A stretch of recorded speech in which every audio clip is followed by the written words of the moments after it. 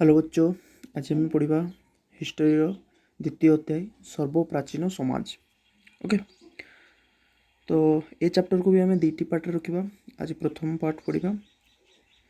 जड़े शिक्षक विद्यालय केतेक छात्रों को नहीं एक संग्रहालय को जाते।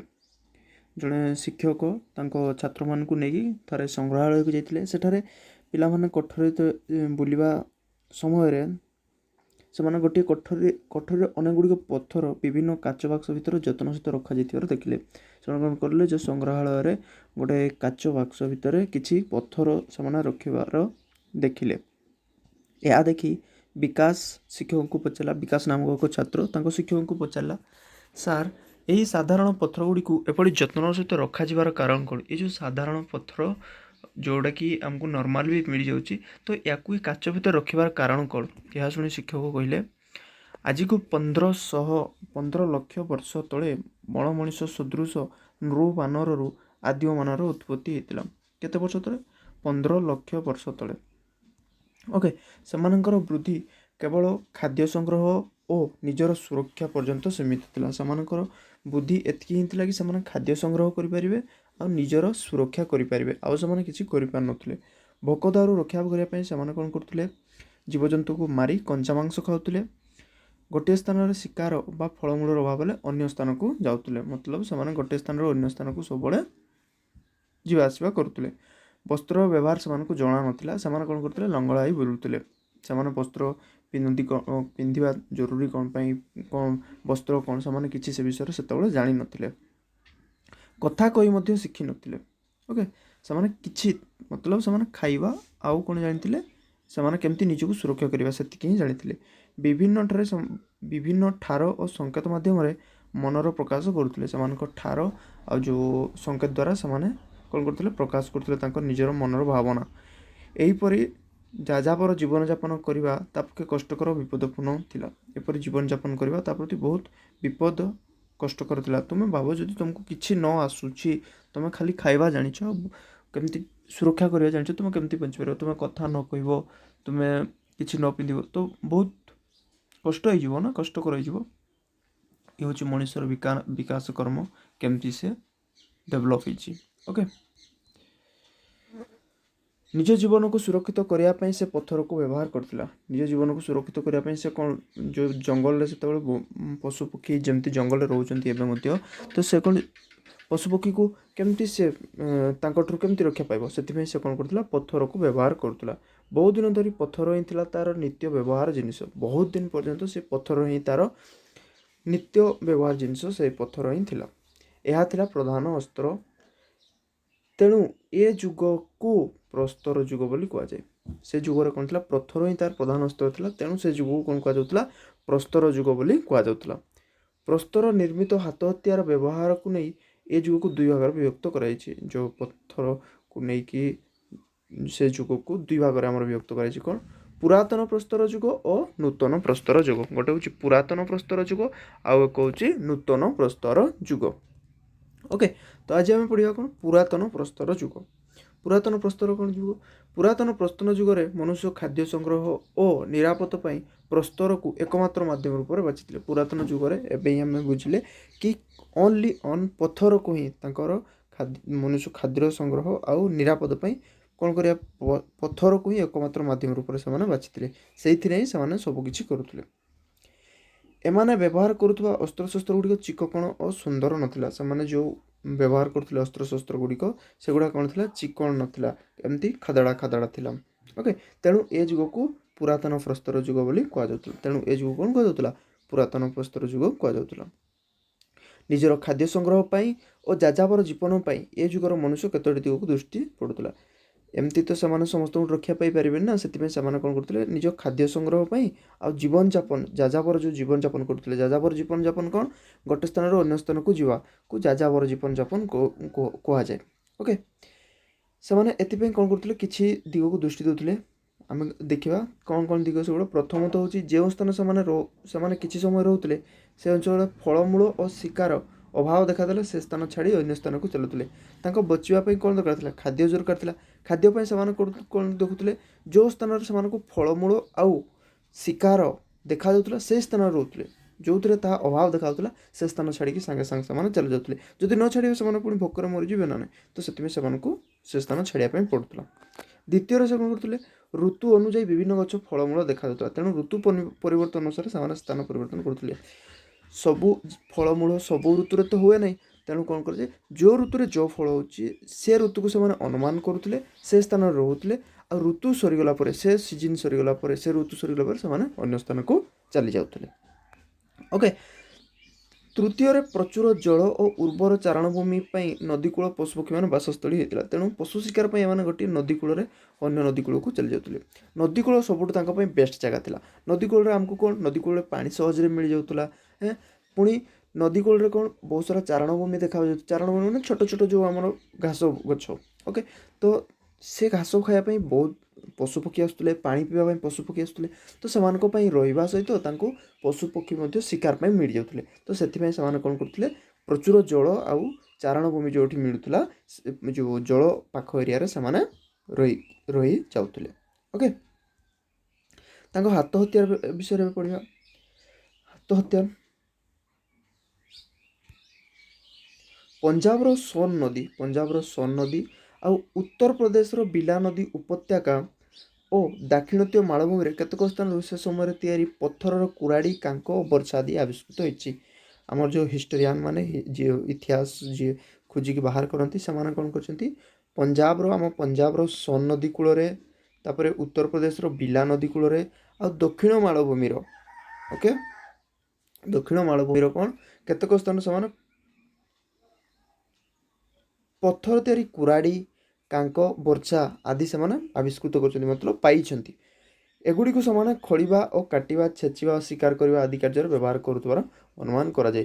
ଯେଉଁ ସେମାନେ ବର୍ଷା ପାଇଛନ୍ତି, କାଙ୍କ ପାଇଛନ୍ତି, କୁରାଡ଼ି ପାଇଛନ୍ତି, ସେମାନେ ଅନୁମାନ କରୁଛନ୍ତି କି ଏଥିରେ ସେମାନେ କ'ଣ କରୁଥିଲେ, ଶିକାରକୁ କାଟିବା, ଛେଚିବା, ଖୋଳିବା ଏସବୁରେ ସେମାନେ ବ୍ୟବହାର କରୁଥିଲେ ବୋଲି ଅନୁମାନ କରୁଛନ୍ତି। ସେମାନଙ୍କ ଅସ୍ତ୍ରଶସ୍ତ୍ର ଗୁଡ଼ିକ ସୁନ୍ଦର ଚିକ୍କଣ ନଥିଲା, ସତ, ତାଙ୍କ ଅସ୍ତ୍ରଶସ୍ତ୍ର ଗୁଡ଼ା ଚିକ୍କଣ ନଥିଲା। ଆମର ଯେମିତି ପୁରା ଗାର୍ଡ଼ କରାଯାଉଛି, ପୁରା ଠିକ୍ କରାଯାଉଛି, ସେମିତି ଚିକ୍କଣ ନଥିଲା, କିନ୍ତୁ ଏହି ଅସ୍ତ୍ରଶସ୍ତ୍ର ଦ୍ୱାରା ସେମାନେ ସହଜରେ ଜୀବଜନ୍ତୁ ଶିକାର କରିପାରୁଥିଲେ ଓ ଗଛକୁ ବକଳ କାଢ଼ି ପାରୁଥିଲେ। ହେଲେ ସେମାନେ ସେଗୁଡ଼ା ଚିକ୍କଣ ନଥିଲା, କିନ୍ତୁ ସେଥିରେ ସେମାନେ କ'ଣ କରୁଥିଲେ, ଜୀବଜନ୍ତୁକୁ ମାରିପାରୁଥିଲେ, ଶିକାର କରିପାରୁଥିଲେ, ଆଉ କ'ଣ କରୁଥିଲେ, ଗଛରୁ ବକଳ କାଢ଼ି ପାରୁଥିଲେ ଏବଂ ପଶୁମାନଙ୍କର ଛାଲ ଉତାରି ପାରୁଥିଲେ। ଆଉ ଏଥିରେ କ'ଣ କରୁଥିଲେ, ପଶୁମାନଙ୍କର ଯେଉଁ ଛାଲ ଅଛି ତାକୁ ଉତାରି ପାରୁଥିଲେ। ବର୍ତ୍ତମାନ ସମୟରେ ଏମାନେ ଏକ ଶକ୍ତ ପଥରର ସନ୍ଧାନ ପାଇଲେ। ଏହି ପଥରକୁ ପିଟିବା ଓ ଛେଚିବା ଓ ଘଷିବା ଆଦି କାର୍ଯ୍ୟରେ ଲଗାଇଲେ। ସେହି ସମୟରେ ଆଉ କ'ଣ ପାଇଥିଲେ, ଗୋଟେ ଶକ୍ତ ପଥର, ସବୁ ପଥର ଶକ୍ତ ନାହିଁ। ଓକେ, ତ ସେମାନେ ଗୋଟେ ଶକ୍ତ ପଥରର ସନ୍ଧାନ ପାଇଥିଲେ, ଯେଉଁଥିରେ ସେମାନଙ୍କୁ ପଥରକୁ ପିଟିବା, ଛେଚିବା, ଘଷିବା ଆଦି କାର୍ଯ୍ୟରେ ଲଗାଇଥିଲେ। ଚେନ୍ନାଇ ନିକଟରୁ ଶକ୍ତ ପଥରରେ ତିଆରି ସେ ଯୁଗର ହାତୁଡ଼ି ଆବିଷ୍କୃତ ହୋଇଛି। ଆମ ଯେଉଁ ଚେନ୍ନାଇ ଅଛି ତାମିଲନାଡ଼ୁ, ଓକେ, ତ ସେଥିରୁ ସେମାନେ ସେ ନିକଟରୁ ଗୋଟେ ଶକ୍ତ ପଥର ତିଆରି ସେ ଯୁଗର ହାତୁଡ଼ି ଆବିଷ୍କୃତ ପାଇଥିଲେ। ତାଙ୍କ ବସ୍ତ୍ର ଓ ବାସଗୃହ ବିଷୟରେ ପଢ଼ିବା। ପୁରାତନ ପ୍ରସ୍ତର ଯୁଗରେ ମନୁଷ୍ୟ ଖାଦ୍ୟ ସଂଗ୍ରହ କରୁଥିଲା ଓ ଖାଦ୍ୟ ପାଇଁ ପ୍ରକୃତି ଉପରେ ନିର୍ଭର କରୁଥିଲା। ଯେଉଁ ପୁରାତନ ପ୍ରସ୍ତର ଯୁଗରେ ଥିଲା, ସେଥିରେ କ'ଣ କରୁଥିଲେ, ମନୁଷ୍ୟ ଖାଦ୍ୟ ସଂଗ୍ରହ କରୁଥିଲା ଆଉ ଖାଦ୍ୟ ପାଇଁ ପ୍ରକୃତି ଉପରେ ସେ ନିର୍ଭର କରୁଥିଲା। ଖାଦ୍ୟ ସଂଗ୍ରହ ମତଲବ ସବୁ ଜାଗାକୁ ଯାଇକି ସେ ସଂଗ୍ରହ କରୁଥିଲା, ଆଉ ଖାଦ୍ୟ ପାଇଁ ସେ ସବୁବେଳେ କାହା ଉପରେ ନିର୍ଭର କରୁଥିଲା, ନା ପ୍ରକୃତି ଉପରେ। ଯାହା ନେଚର ଦେବ ତାହା ହିଁ ସେମାନେ ଖାଇବେ। ଭୋକ ଲାଗିଲେ ସେ ଖାଉଥିଲେ, ଶୀତ ଓ ଖରାରୁ ରକ୍ଷା ପାଇବା ପାଇଁ ସେ ଶରୀରକୁ ଆବୃତ କରିପାରୁନଥିଲେ। ଭୋକ ହେଲେ ସେ ଖାଉଥିଲେ, କିନ୍ତୁ ଆମେ ପ୍ରଥମରୁ ପଢ଼ିଛେ କି କ'ଣ, ସେମାନେ ସେତେବେଳେ ବସ୍ତ୍ର ପିନ୍ଧୁନଥିଲେ, ତ ସେଥିପାଇଁ ସେମାନେ ଶୀତ ଓ ଖରାରୁ ରକ୍ଷା ପାଇବା ପାଇଁ ଶରୀରକୁ ଆବୃତ କରିପାରୁନଥିଲେ। କାଳକ୍ରମେ ସେ ପଶୁ ଚମଡ଼ା ବା ଗଛର ବକଳରୁ ବସ୍ତ୍ର ରୂପ ବ୍ୟବହାର କରି ଶିଖିଲେ। ଯେତେବେଳେ ବହୁତ ଟାଇମ୍ ଦେଖିଲେ ସେମାନେ କ'ଣ, ତାଙ୍କୁ ଥଣ୍ଡା ଲାଗୁଛି, ସେମାନେ କ'ଣ କଲେ, ଯେଉଁ ଆମର ପଶୁର ଚମଡ଼ା ଆଉ ବକଳକୁ ସେମାନେ କ'ଣ, ଗଛର ବକଳକୁ ସେମାନେ ବସ୍ତ୍ର ରୂପରେ ବ୍ୟବହାର କରି ଶିଖିଲେ। ଜୀବଜନ୍ତୁମାନଙ୍କ ଆକ୍ରମଣରୁ ନିଜକୁ ରକ୍ଷା କରିବା ପାଇଁ ଗଛର କରଡ଼ ଓ ପାହାଡ଼ର ପ୍ରାକୃତିକ ଗୁମ୍ଫାରେ ଆଶ୍ରୟ ନେଲେ। ଗଛର ଯେଉଁ କରଡ଼ ଥାଏ, ସେ ଗଛର କରଡ଼ରେ ସେମାନେ ନିଜକୁ ରକ୍ଷା କରିବା ପାଇଁ, ଯେଉଁ ଜୀବଜନ୍ତୁଙ୍କ ଆକ୍ରମଣରୁ, କାରଣ ରାତିରେ ସେମାନେ ଜଙ୍ଗଲରେ ରହୁଥିଲେ, ତ ସେମାନେ ଶୋଇଲା ପରେ ସେମାନେ ଜାଣିପାରିବେନି ନା, ସେଥିପାଇଁ ସେମାନେ କ'ଣ କରୁଥିଲେ, ଗଛର କରଡ଼ର ସାହାରା ନେଉଥିଲେ। ଆଉ କ'ଣ ହେଉଥିଲେ, ଯେଉଁ ଏରିଆରେ ରହୁଥିଲେ, ଯେଉଁ ଗୁମ୍ଫା ପାଖରେ, ଯେଉଁ ଗୁମ୍ଫାରେ ଯେଉଁ ଜୀବଜନ୍ତୁ ରହୁଥିଲେ, ତାକୁ ମାରି ସେ ଗୁମ୍ଫାରେ ସେମାନେ ଆଶ୍ରୟ ନେଉଥିଲେ। ପ୍ରାକୃତିକ ଗୁମ୍ଫା ଯେଉଁ ଥିଲା, ସେଥିରେ ସେମାନେ ଆଶ୍ରୟ ନେଉଥିଲେ। तापर एबे पढ़िबा निआर व्यवहार। बहुत दिन पर कौन होता निआर व्यवहार मध्य से शिखिथिले। केमती शिखिथिले ता मध्य एठी आमे बुझिबा। ए जुगर मनुष्य प्रथमे पत्थर सहित पत्थर घसी निआं बाहर देखिला। से जुगर से लोक देखिले प्रथम कौन होची पत्थर को पत्थर घसी निआं बाहर देखिला। से निआं गछ और पत्र डाल को पड़ी पाउंस कर लक्ष्य कला। से जो गछ निआँटा जलिला से गुड़ा कौन गछ पत्र को पूरा जलैकी पाउंस कर से लक्ष्य कले। तेणु जलिबापी यही कौशल अवलंबन करी निआं बाहर कले। से जालियापाई कौन कले ये कौशल अवलंबन करके से निआं बाहर कले। निआर व्यवहार तार जीवन प्रणाली परिवर्तन आनिला। जो निआर आमर व्यवहार कौन कला जीवन प्रणाली मध्य परिवर्तन आनिला। कौन कौन आनी परिवर्तन देख निआं द्वारा निज शरीर को शीततार रक्षा करें। जिते ठंडा लगुला से कौन करते निआं जलैकी से निज शीततार से रक्षा करते। निआर आलोक साहाय्य निजक हिंस्र जंतु को आक्रमण रक्षा पारुले। जितेबाला से देखुले कौन हिंस्र जंतु को देखी पार नुले। जिते निआर आविष्कार है से हिंस्र जंतु को देखी पारुले आक्रमण रक्षा करें। निआं द्वारा पशु मांस पड़ी खाइले। निआं जिते उद्भावन आविष्कार करते उद्भावन करते से कौन कले पशु मांस को पड़ी खाई से देखिले कि कंचा मांस ठारू कौन पोड़ा मांस स्वाद अधिक ताहा से जानीपारे। दक्षिणत केत गुंफार जमी पाउंसर अनुमान करा जाए जे ए जुगर मनुष्य निआर व्यवहार जानी। एगुड़ा कौन आम जानीपारे जो दक्षिण में किसी गुंफा थिला से गुंफारू हिस्टोरियन माने कौन जो से जो पाउंस अनुमान करते से पाउंस देखते कि हाँ मनुष्य ए जुगर मध्य पाउंस व्यवहार जानी। तेज ए पढ़िया चित्रकला से किसी चित्र बनई था गुंफार से गुड़ाक आम देखा। चित्रकला विभिन्न गुंफारू ए जुगर मनुष्य मान व्यवहार कर चित्रकला संधान मिली। विभिन्न जुगर कौन है मनुष्य मान व्यवहार चित्रकला संधान मिली।